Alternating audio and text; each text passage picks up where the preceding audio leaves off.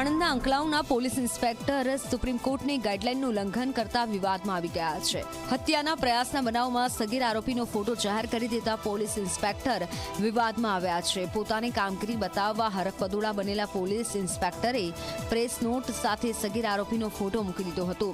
પોલીસના વોટ્સએપ ગ્રુપમાં સગીર આરોપીનો ફોટો વાયરલ કરાયો હતો. સગીર આરોપીનો ફોટો વાયરલ થતાં ઉચ્ચ અધિકારીએ પીઆઈને ફટકાર લગાવી હતી.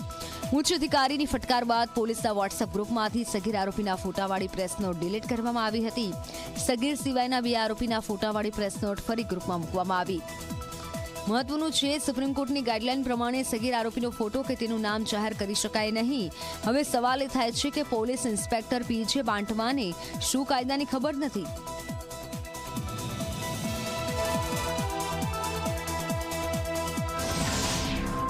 રાજકોટમાં સરદાર સ્વામિનારાયણ મંદિર પાસે બવાલ થઈ.